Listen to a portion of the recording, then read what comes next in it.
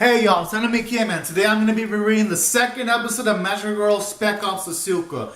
And I gotta say, I love how this anime carries on the momentum in the first episode by giving Sayako character development. That she's not just a simple meathead, or she's just not there just to be a friend to the main protagonist. I like how this episode fleshes it out. It gives her character development too.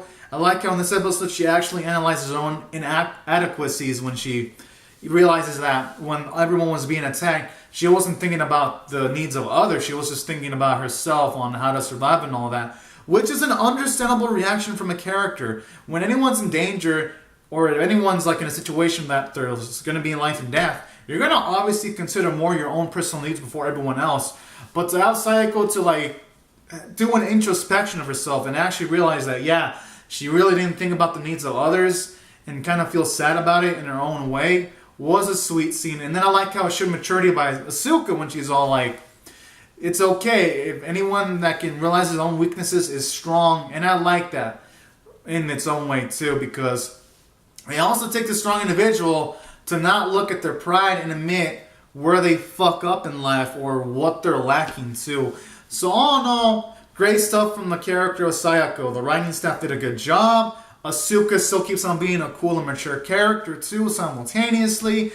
And then at the same time, I'm liking how in this episode you get to see more elements about Sayako's friend and Asuka's friend, where you got this situation where they're pretty much talking, and then it comes out that Asuka and Sayako's friend is like on the police force, but then he's actually an anti-terrorist dude who does investigations and all that.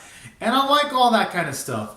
It's going to make Asuka's friends much more relevant plot-wise, so that's a positive. And two, it's going to make these episodes more emotionally engaging because Asuka's friends aren't just throwaway characters from the looks of things. For now, it's giving off the impression that there's going to be meaning to them. So that's nice. So from a character standpoint, this episode did pretty fucking well. Now, I also like how I also did stuff for the Kurumi too, how she was introduced. And I like how it gave her some small bits of character development too. How it showed her contrast in the past where she was scared of taking charge of things because Asuka had a convention to be a magical girl. And I like how as the episode progressed and it shows Kurumi in current day and she's willing to fight the creatures and she's willing to fight evil and all that kind of shit. And then I like how it shows up her bravery even though she's not the strongest individual. And I like how it showed off that bit of growth too. And now she told Asuka that you originally you were the one that had me become a magical girl. And I kind of like that bit of harsh irony. It really stuck a blade in a good way towards me as a viewer. I was like, damn, there's no way Asuka can deny that too. So I kind of like that, and a little twist at the end where she shows up towards Asuka's school. It should make the interactions in the future episodes much more funner. So that's why. Oh, and then one of the antagonists, even though she didn't do much, she kind of had an impression where she fucking scissored a police cop into the fucking eye. I was like, damn. So from a character standpoint, it was nice.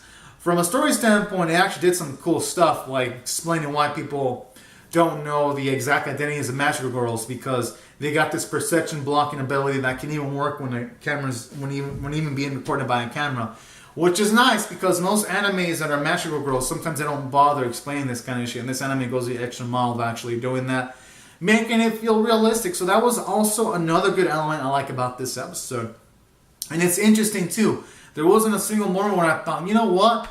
This is fucking boring. No, if anything, there was times where I felt like I wish Asuka could have talked with Sayako a bit more to give him more speeches and all that. So far, I like the characters.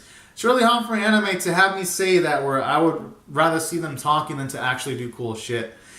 Now, the only weaknesses in this show so far is the fucking animation. Oh, God. Whew. There was literally still shot galore, with the exception of the scene where the twin-tailed evil chick stabs a police officer in the eye socket, which was all animated. Every single action sequence in this episode, most of them were fucking still shots, with like a few decent doses of visuals here and then, and that's kind of sad because the story in this show is pretty nice so far. Hopefully the animators can step up their ball game.